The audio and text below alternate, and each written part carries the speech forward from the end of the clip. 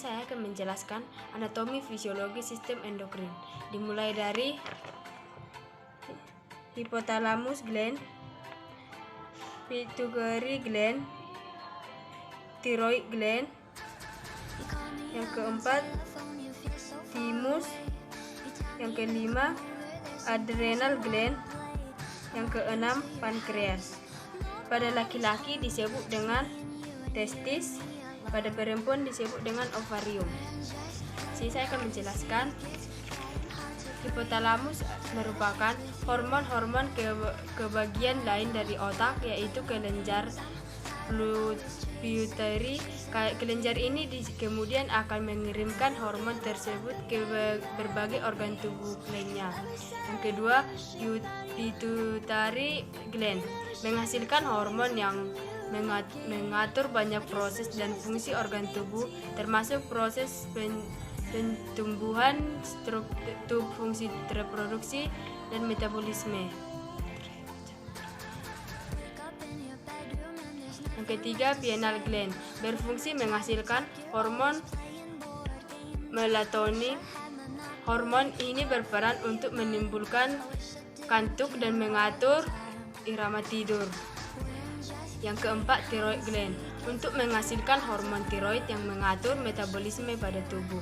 Yang kelima, thymus memproduksi sel darah putih yang disebut limfosit atau sel T. Yang keenam, adrenal gland berfungsi memproduksi berbagai jenis hormon. Hormon ini mengendalikan berbagai fungsi tubuh termasuk sistem organ dan metabolisme. Yang ketujuh, pankreas berfungsi membuat cairan yang disebut enzim. Nah, enzim ini kemudian digunakan untuk memecah gula, lemak, dan pati.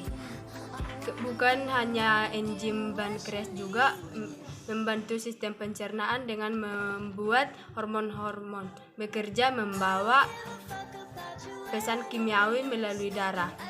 Yang kedelapan, testis bagi pria berfungsi memproduksi sperma dan hormon testosteron. Yang kesembilan, ovarium berfungsi untuk menghasilkan sel telur sekaligus menjadi tempat berkembangnya sebelum siap dibuahi. Di dalamnya sel-sel telur yang berkembang matang dalam folikel berisi cairan. Pada satu waktu biasanya hanya satu sel telur yang berkembang, tetapi yang lain juga bisa matang secara bersamaan. Selanjutnya, di dalam endokrin juga terdapat 8 kelenjar, yaitu kelenjar hipofisis, yang kedua kelenjar pineal, yang ketiga kelenjar tiroid, yang keempat kelenjar paratiroid, yang kelima kelenjar thymus, yang keenam kelenjar adrenal, yang ketujuh kelenjar pankreas, yang kedelapan kelenjar gonad. Kelenjar gonad ada dua, yaitu kelenjar gonad dan ada dua. Saya akan menjelaskan tentang kelenjar tersebut.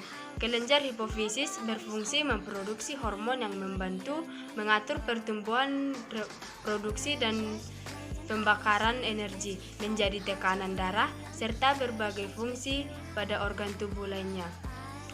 2. Kelenjar pineal adalah kelenjar di dalam otak yang berfungsi menghasilkan hormon melatonin. Hormon ini berperan untuk menimbulkan kantuk dan mengatur irama tidur. Yang ketiga, kelenjar tiroid berfungsi untuk memproduksi hormon yang penting untuk kesehatan metabolisme tubuh kita. Kelenjar tiroid bertugas memproduksi 3 hormon penting bagi tubuh kita. Yang keempat, kelenjar paratiroid yang berfungsi dalam mengatur kadar kalsium dalam darah. Yang kelima, kelenjar thymus berfungsi untuk memproduksi sel darah putih yang disebut limfosit T atau sel T. Yang keenam, kelenjar adrenal berfungsi memproduksi berbagai jenis hormon. Hormon ini mengendalikan berbagai fungsi tubuh termasuk sistem energi, sistem organ dan metabolisme. Yang ketujuh, kelenjar pankreas. Kelenjar pankreas berfungsi membuat cairan yang disebut enzim. Nah, enzim ini kemudian digunakan untuk memecah gula, lemak, dan pati. Bukan cuma enzim pankreas yang membantu sistem pencernaan dengan membuat hormon. Hormon ini bekerja membawa pesan kimiawi melalui darah. Yang kedelapan, kelenjar gonad. Kelenjar gonad adalah penghasil hormon seks. Testis menghasilkan hormon testosteron yang memberikan karakter pria, seperti jenggot, otot, dan lainnya. Testosteron disekresikan dalam jumlah besar pada pria dan jumlah kecil pada wanita.